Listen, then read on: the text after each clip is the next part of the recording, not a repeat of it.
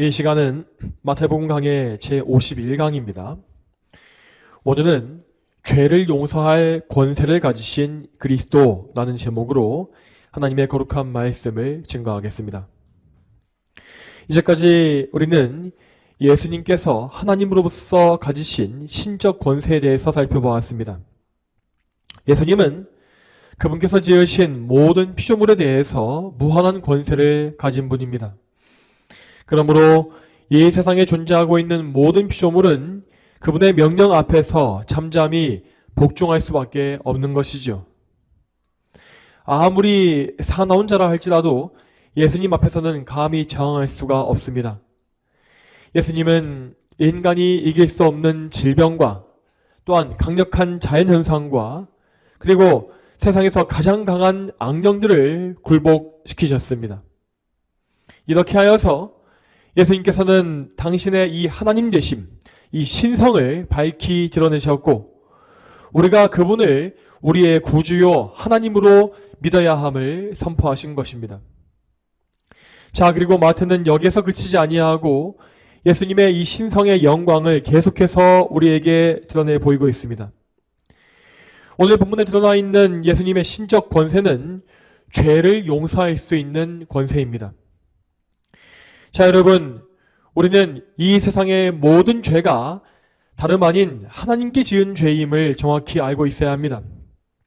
사람이 설령 사람에게 잘못을 범한다 할지라도 그것은 궁극적으로 하나님의 계명을 파괴하는, 그러니까 하나님께 짓는 죄임을 알아야 하는 것입니다. 그렇기 때문에 이 죄의 문제는 반드시 하나님께로부터 해결을 받고 풀려야만 하는 것이죠. 하나님께 지은 죄는 계명을 지킬 책임을 다하지 않은 것이므로 자, 그것은 그대로 우리의 빚으로 계산되어서 쌓이게 되는 것입니다. 그런데 하나님은 무한하시고 영원하신 분이므로 우리는 그분께 진 이 빚을 다 갚거나 없앨 방법이 전혀 없습니다. 다시 말씀드리지만 이 빚은 오직 무한하신 하나님께서 해결해 주지 아니하시면 해결할 수가 없는 것입니다. 자, 그렇기 때문에 만일 예수님께서 죄를 사하실 권세가 있다는 사실이 확실히 증명되면 그분께서 하나님이시라는 사실 역시 우리는 알 수가 있는 것입니다. 자, 이런 의미에서 마태는 오늘 본문에 이 죄 사함의 권세가 예수님께 있음을 밝히 드러내어 보여주려고 하고 있습니다. 그러면 이를 위해서 오늘 본문을 살펴보겠습니다. 먼저 1절을 보게 되면 예수님께서 자신의 성읍으로 가셨다라는 말씀이 나옵니다. 이는 곧 예수님께서 갈릴리 동편에 있는 가다라 지방을 떠나셔서 다시 가버나움에 오신 사건을 의미합니다. 자, 가버나움은 예수님의 고향이 아니었지만 이 갈릴리 사역의 중심지였습니다. 그래서 이 말씀은 기록하기를 가버나움을 예수님의 성읍이라고 칭한 것입니다. 앞서서 가버나움에 모여들었던 사람들은 예수님께서 잠시 떠나신 동안에 그분을 무척 기다리고 있었습니다. 그래서 그분께서 다시 오셨을 때에 또다시 수많은 사람들이 모여들어서 예수님을 애워싸게 되었죠. 자, 오늘 본문의 이 말씀은 마가복음과 누가복음에 좀 더 상세하게 나와 있는 것을 볼 수 있는데 거기에 보게 되면 그분께서 계신 집에 너무나 많은 사람이 몰려들어서 문 앞까지 사람들이 꽉 찼다라고 말하는 것을 볼 수 있습니다. 이 정도로 예수님은 항상 많은 무리들에게 둘러싸여 계셨고 그들을 돌보시기 위해서 정말 바쁘고 고단한 삶을 사신 것입니다. 자, 계속 이어서 2절 말씀을 보겠습니다. 2절 말씀 같이 읽어보죠. 2절 말씀 같이 읽겠습니다. 자, 시작. 그런데 마침 사람들이 한 중풍 환자를 침상에 누인 채 데려오므로 예수께서 그들의 믿음을 보시고 그 중풍 환자에게 말씀하시기를 아들아 기운을 내라 내 죄가 용서되었다 하셨다. 아멘. 자, 먼저 이 2절 말씀의 맨 처음을 보게 되면 자, 그런데 마침이라고 나와 있는 부분이 있습니다. 자, 이런데 이 말은 원래 헬라어에서 그리고 보라 라고 되어 있습니다. 이것은 헬라어 표현에서 독자들의 주의를 환기시키고 집중시키기 위해서 흔히 사용되었던 표현이라고 합니다. 자, 그러니까 이 말씀을 기록하게 하신 성령님은 우리가 지금 예수님의 이 죄 용서의 권세에 대해서 주의를 집중하기를 원하신 것입니다. 우리는 참으로 이 말씀과 같이 예수님께 우리의 마음과 생각을 집중해야 하며 다른 곳에 하늘을 팔면 안 되는 것입니다. 여러분, 우리는 예수님에 대해서 말씀을 너무나 많이 들어봤기 때문에 그분을 충분히 알고 있다고 생각하고 주의를 흐트리기가 쉽습니다. 그렇지만 유한한 우리 인간이 무한하신 성자 하나님을 다 안다라고 하는 것은 절대 불가능합니다. 여러분, 예수님을 아는 것은 평생 알지라도, 평생 배울지라도 자꾸만 더 새로운 것을 알게 되는 것입니다. 예수님을 아는 지식은 무한하여서 절대 다함이 없습니다. 또한 더 나아가서 예수님을 아는 것은 곧 하나님 아버지를 아는 것이라고 말씀하셨기 때문에 이 예수님을 아는 것은 성부 하나님에 대한 지식과도 연결되어 있는 것입니다. 그러므로 예수 그리스도를 안다라고 하는 것은 우리가 아무리 강조하고 또 반복한다 할지라도 결코 지나칠 수가 없는 것이죠.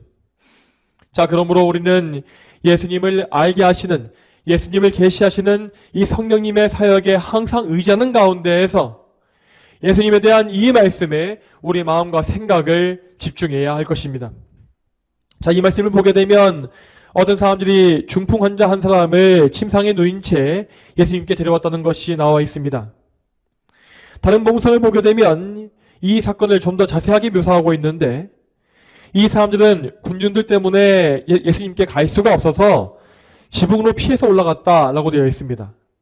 그리고 그들은 지붕을 걷어내고 구멍을 뚫은 이후에 중풍 환자가 누운 침상을 줄에 달아 예수님 앞에 내려놓았다라고 되어 있죠.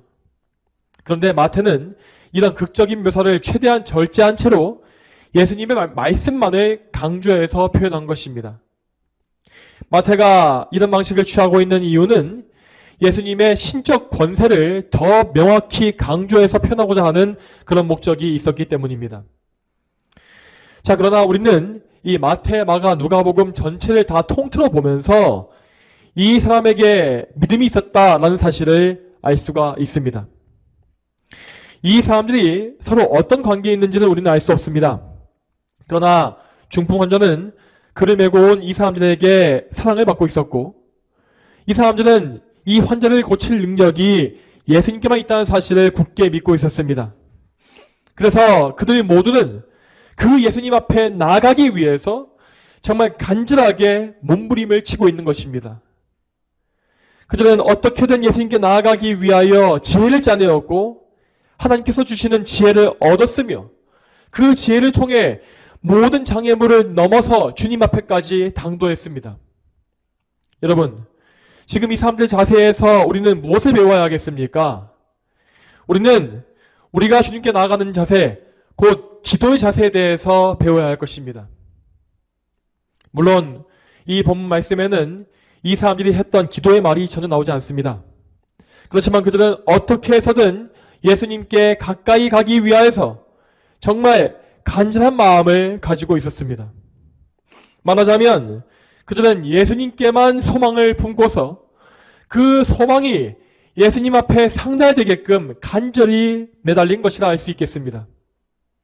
여러분, 이러한 자세, 이 간절함은 우리의 기도에 반드시 필요한 요소입니다.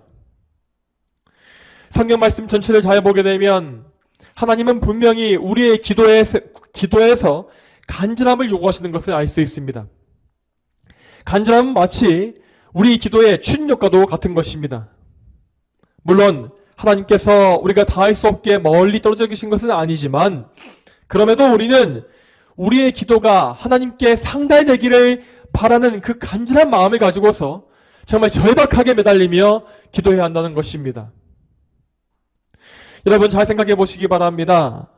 오늘 말씀에 나와 있는 이 사람들에게 간절함이 없었다면 어떻게 되었겠습니까? 그렇다면 그들은 절대 예수님 앞에 나아가지 못했을 것입니다. 물론 예수님은 그들이 왔다는 사실은 아셨겠지만 그들은 고침을 받지 못했겠죠. 그들에게 간절함이 없다라고 하는 것은 곧 믿음이 없다라는 것과 같기 때문에 그들은 그 불신앙으로 인하여서 고침을 받지 못했을 것입니다. 여러분, 꼭 기억하시기 바랍니다. 우리가 정말로 예수님을 믿고 있다면, 또한 그분을 의지한다면, 그리고 예수님만이 우리의 소망이고 생명임을 우리가 신뢰한다면 우리는 간절하게 기도할 수밖에 없습니다. 그러나 반대로 우리 기도에 간절함이 없다라고 하는 것은 결국 그만큼 예수님께 소망을 두지 않고 있다라는 의미인 것입니다. 우리는 그럴 때에 나 자신의 상태에 대해서 절박함을 느끼지 못하고 있는 것이거나 혹은 예수님께 능력이 있다고 믿지 못하고 있는 것입니다. 이렇게 믿음이 없는 상태에서 우리는 그 어떤 기도의 응답도 기대할 수가 없습니다.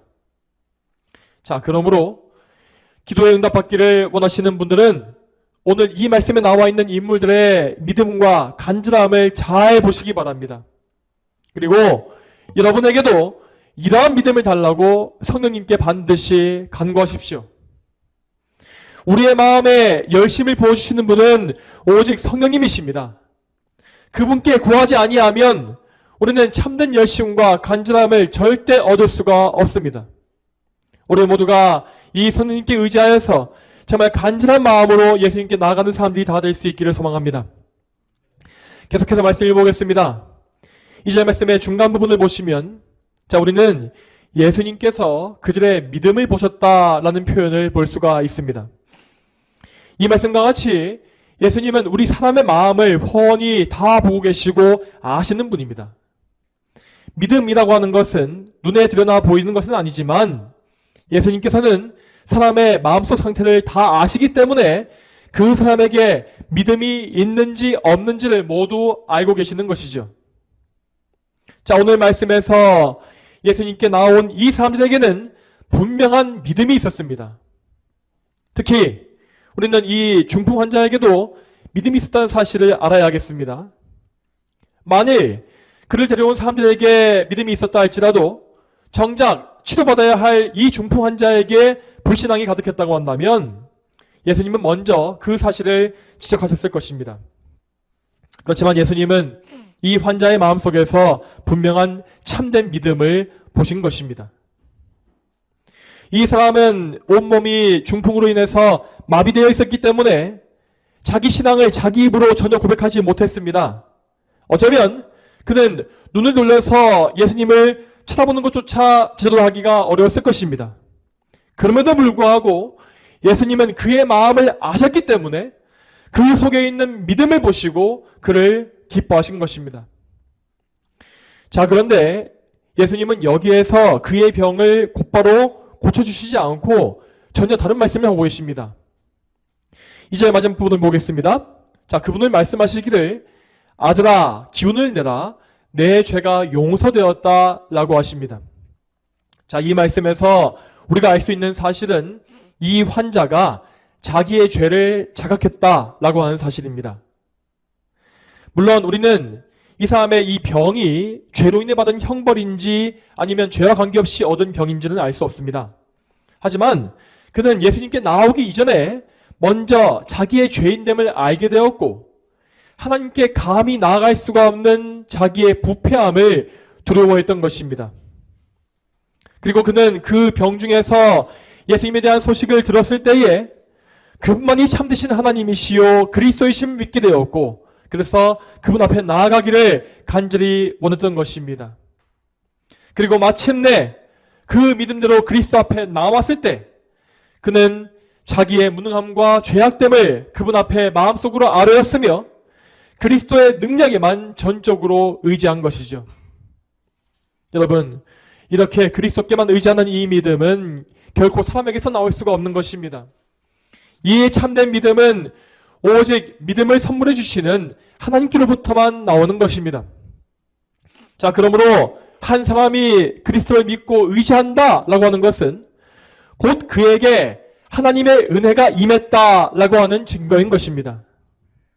여러분, 하나님은 당신께서 베푸신 은혜를 하나도 헛되이 버리지 아니하시기 때문에 이 택자들의 믿음에 응답해 주십니다. 그들이 믿음으로 하나님 바라볼 때에 그들에게는 하나님의 은혜 위에 은혜, 값없는 은혜가 넘치도록 부어지게 됩니다. 자, 그러면 계속해서 이 중풍 환자의 믿음에 대해서 좀 더 생각해 보겠습니다. 여러분, 예수님께서 그에게 먼저 기운을 내라 라고 하신 것을 보게 되면 그는 아마도 마음속에 두려움과 슬픔이 있었던 것 같습니다. 그는 자신과 같은 죄인을 주님께서 외면하실지도 모르겠다라고 하는 두려움을 느낀 것입니다. 이처럼 그의 믿음은 연약했고 두려운 마음이 믿음 속에 일부 섞여 있었습니다.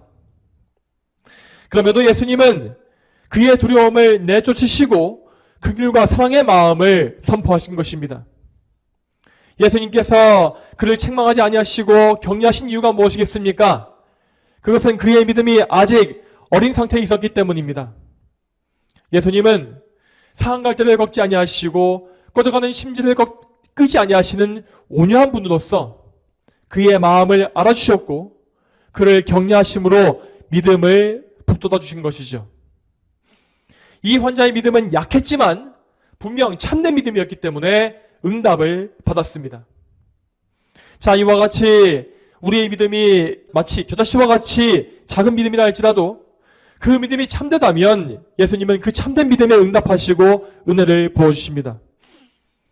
이 말씀에 나와 있는 중풍 환자는 믿음으로 자기 죄를 주께 맡겼고 그 결과 완전한 죄사함과 구원을 얻게 되었습니다. 여러분, 자, 이처럼 이 날에는 한 죄인이 용서를 받고 구원을 받는 기쁜 사건이 벌어졌습니다. 이렇게 죄인 한 명이 돌아오게 되면 하늘에서는 의인 9 때문에 기뻐하는 것보다 더 큰 기쁨이 있다고 예수님은 말씀하신 바 있습니다. 그렇지만 이 기쁜 날에도 복음의 원수들은 악한 생각을 하면서 예수님에 대해서 적개심을 품었습니다. 자, 이에 대해서 3절 말씀을 같이 보겠습니다. 3절 말씀 같이 읽어보겠습니다. 자, 시작. 서기관들 중 어떤 이들이 속으로 말하기를 이 사람이 하나님을 모독하는구나 라고 하니. 아멘. 자, 이 말씀과 동일한 말씀을 이 마가복음에서는 이렇게 말하고 있습니다. 자, 이 사람이 어찌 이같이 말하는가? 하나님을 모독하는구나. 하나님 한 분 외에 누가 죄를 용서할 수 있겠는가? 자, 여기에서 우리는 이 서기관들이 품고 있는 의도가 무엇인지를 알아야겠습니다. 그들은 지금 이때에 예수님께서 하나님을 모독한다, 즉 신성을 모독한다 라고 생각하며 분개했습니다. 자, 그러면 이 사람들이 정말로 하나님의 신성과 영광을 귀하게 여겼기 때문에 이런 분노를 한 것이겠습니까? 그렇지 않습니다. 그들은 실상 하나님의 영광을 전혀 추구하지 않았고 오직 자기의 이익과 성공에만 눈이 먼 사람들이었습니다.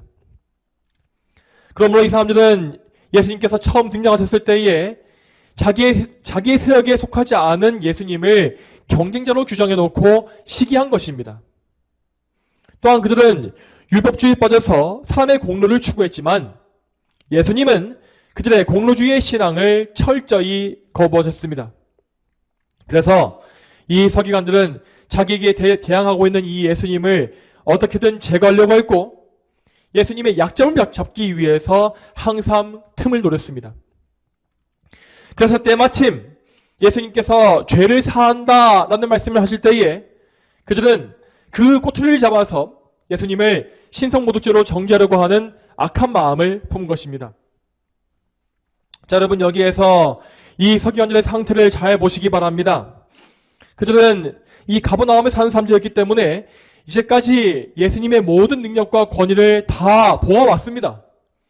그럼에도 불구하고 그들은 예수님께서 하나님이시고 메시아이심을 그 증거를 보면서도 거듭거듭 부정한 것입니다.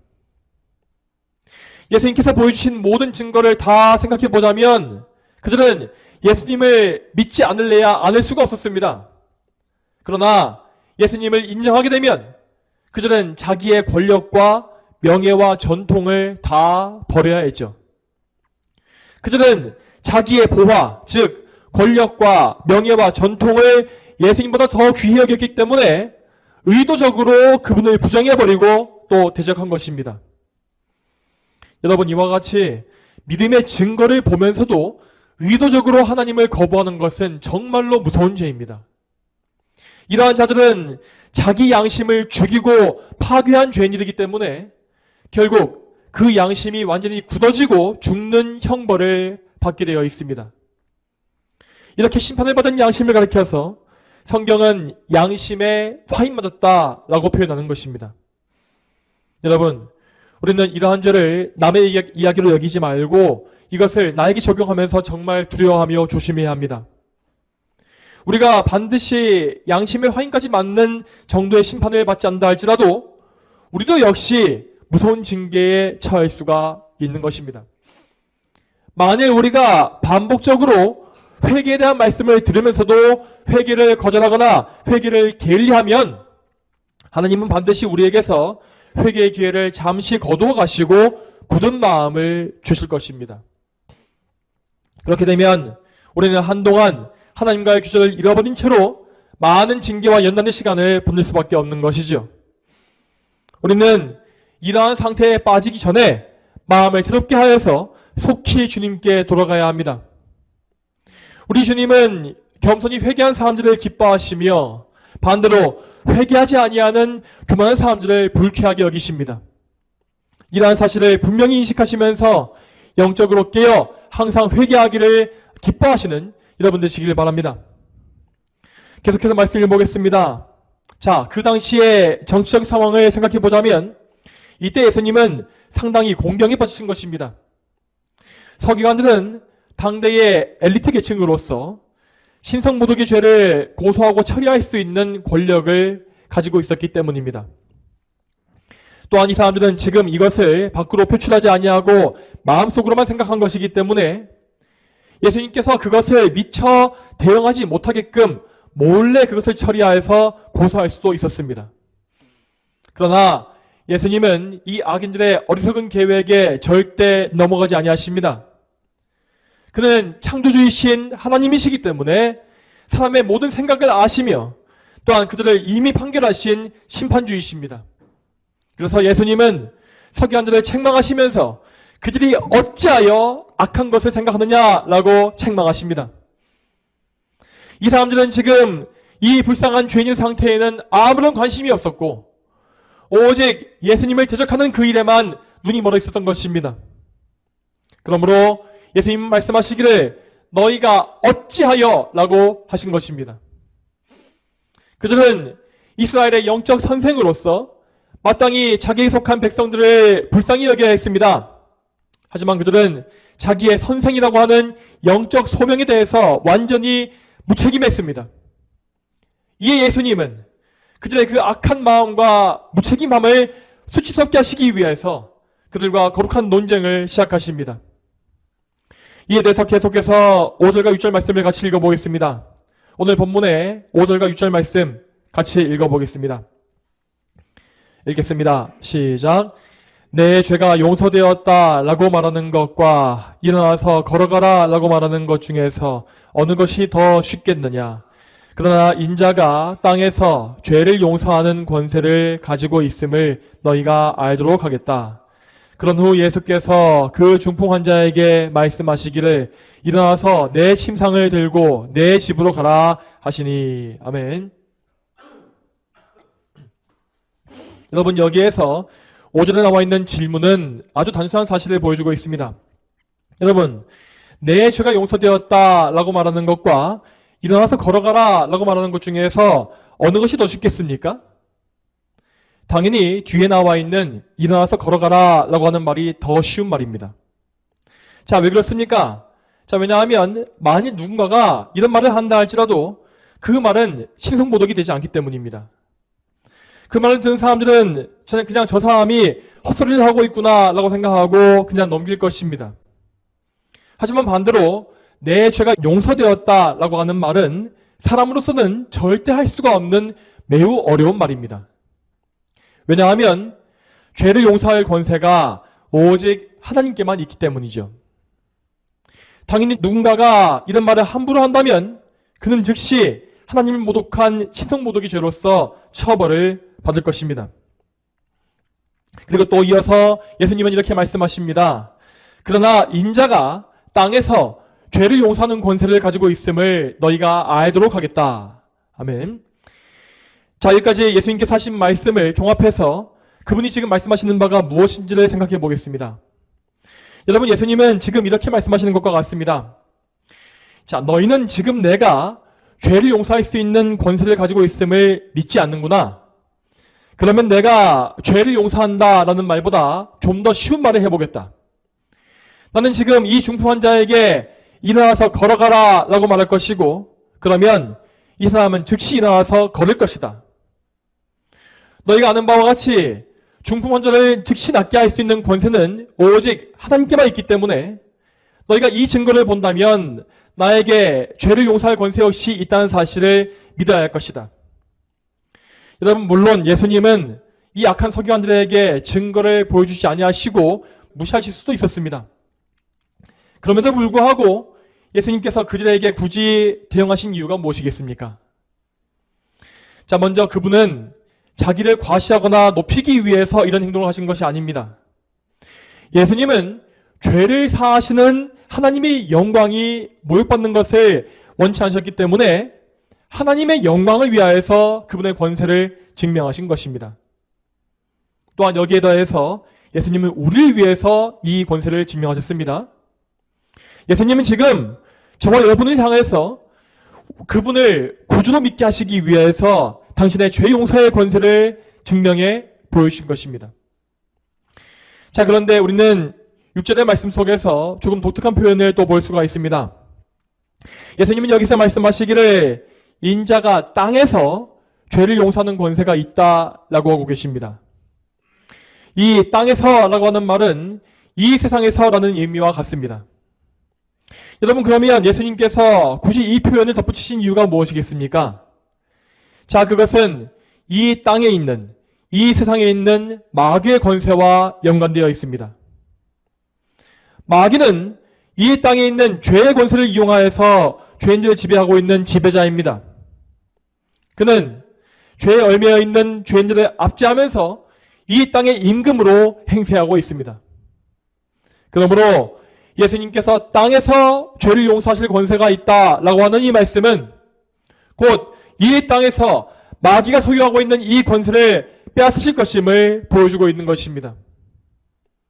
여러분, 예수님께서 십자가에서 그분 자신을 대속물로 바치셨을 때에 마귀는 우리 성도들에 대한 권세를 완전히 상실했습니다.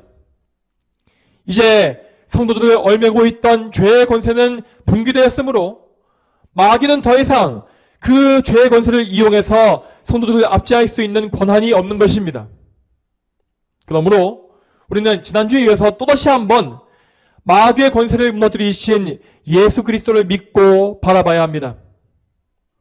우리가 그리스도 안에 믿음으로 서 있다면 마귀는 결코 우리를 정죄할 수 없고 우리에게 그 어떤 권한도 행사할 수가 없습니다. 하나님의 허락이 없으면 그는 우리에게 행할 수 있는 일이 조금도 없습니다. 그러므로 우리는 설령 마귀가 우리에게 제일 극심한 시험을 걸어온다 할지라도 그 모든 시험의 역사와 그 모든 일이 하나님의 통제 아래 있다는 사실을 믿고 하나님을 신뢰하며 안심해야 하는 것입니다. 자, 이제 이어서 예수님은 당신께서 죄를 용서하시는 하나님이심을 명확히 선포하십니다.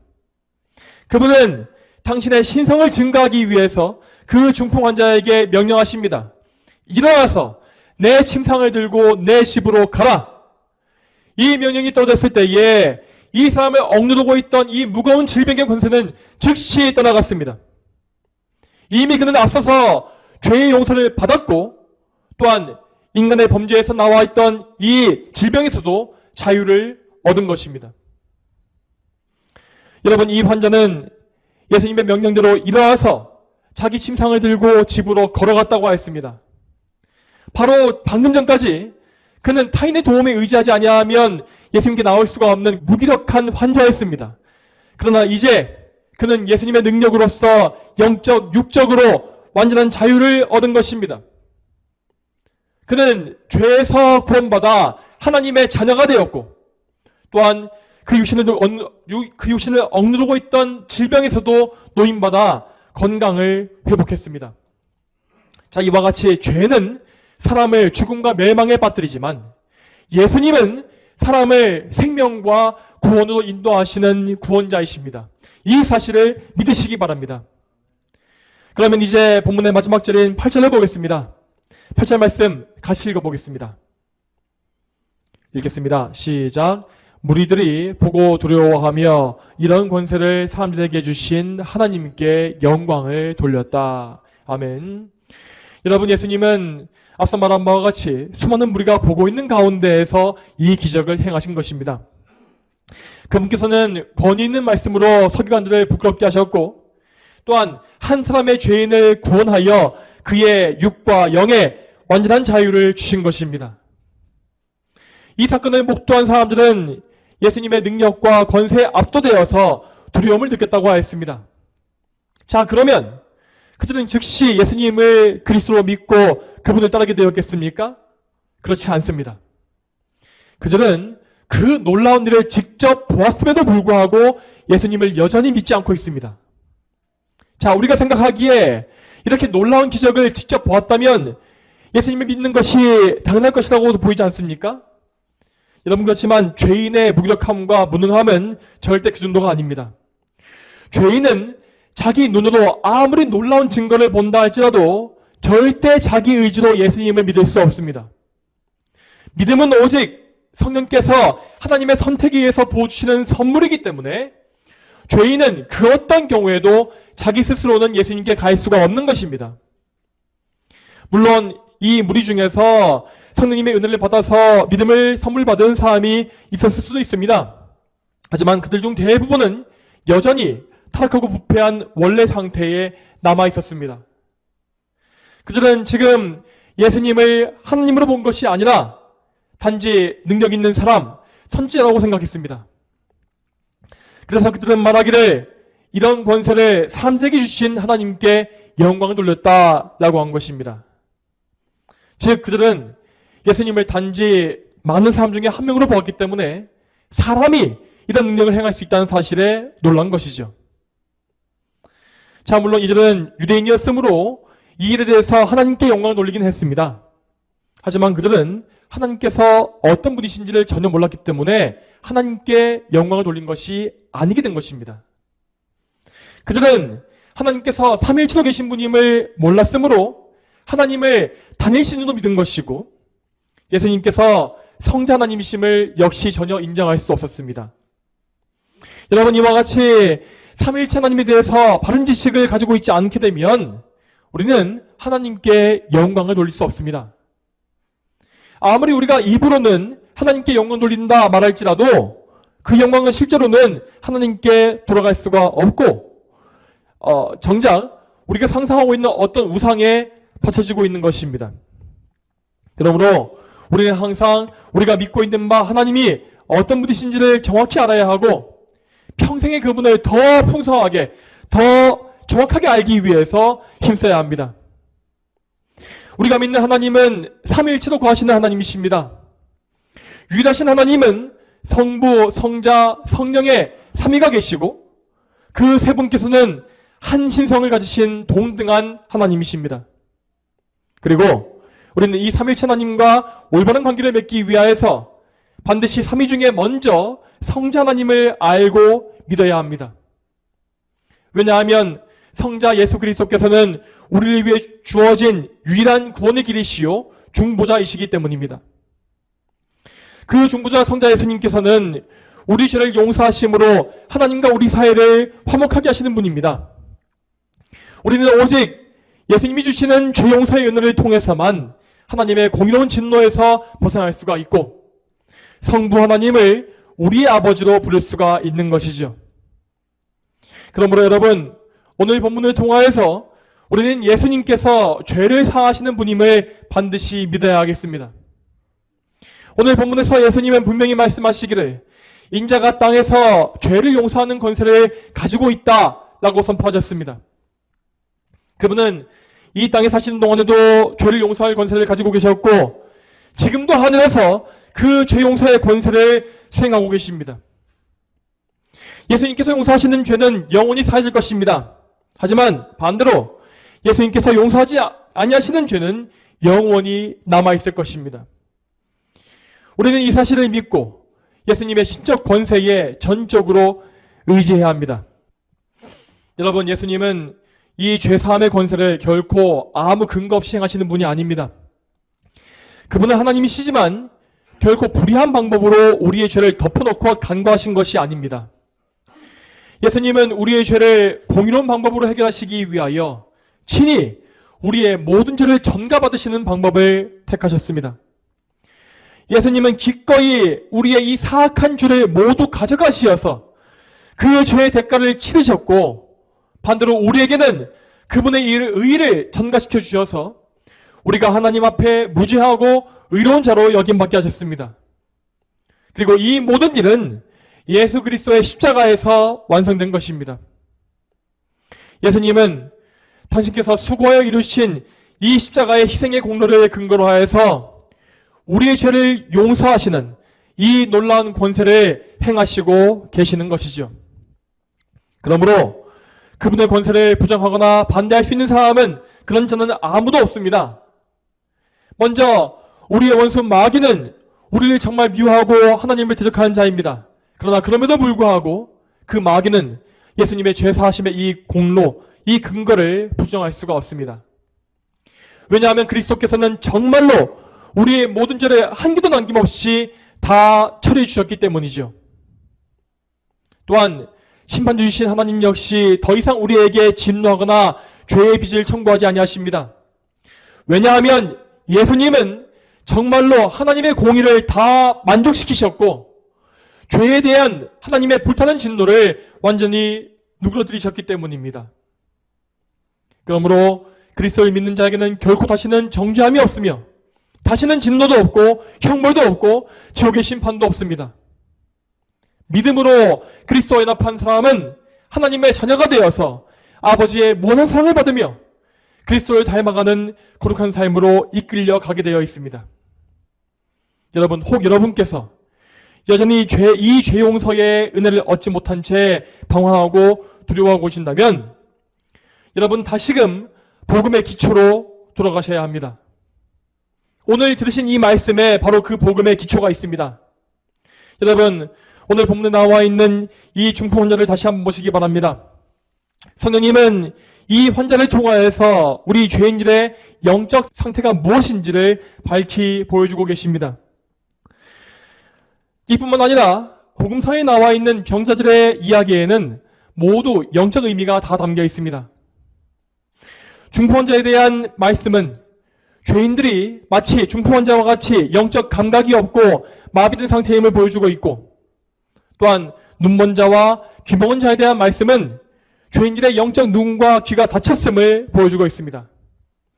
그리고 예수님께서 이 환자들을 고치신 사건은 영적 질병을 고치시는 그분의 능력을 상징합니다.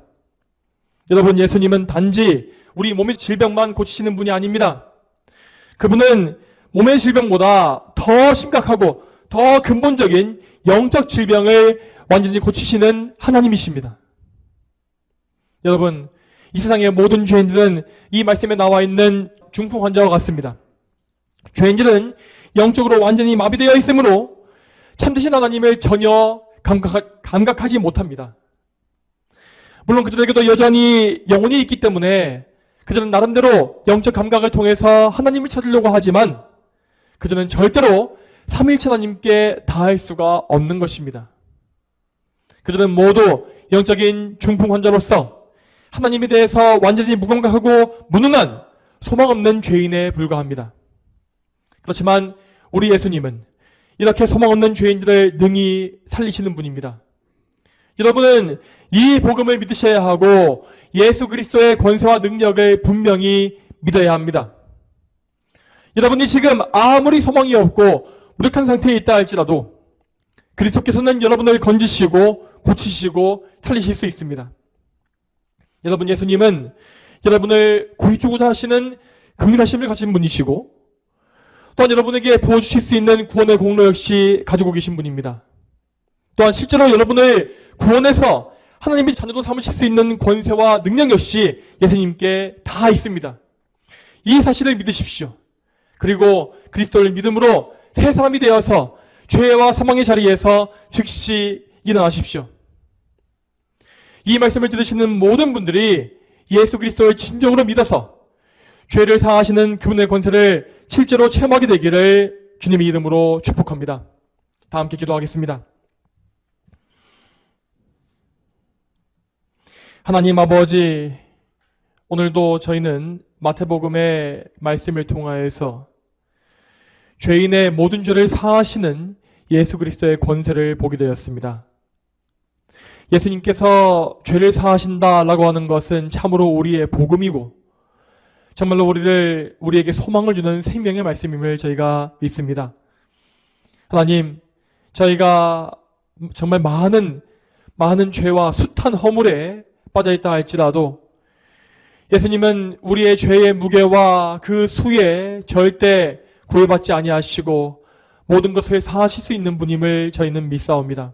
왜냐하면 예수님은 이미 저 2000년 전 십자가 위에서 우리의 모든 죄를 다 가져가셔서 그 죄의 대가를 치르신 우리의 구원자이시기 때문입니다. 그러므로 저희 모두가 이 예수님을 저희의 구원자로 믿게 하시고 또한 우리의 주인으로 섬기게 해주시기를 소망합니다. 주여, 저희에게 이 믿음을 주셔서 정말 이 믿음을 통해서 예수 그리스도의 공로가 우리에게 적용되어지는 그런 은총을 누리게 하여 주시옵소서.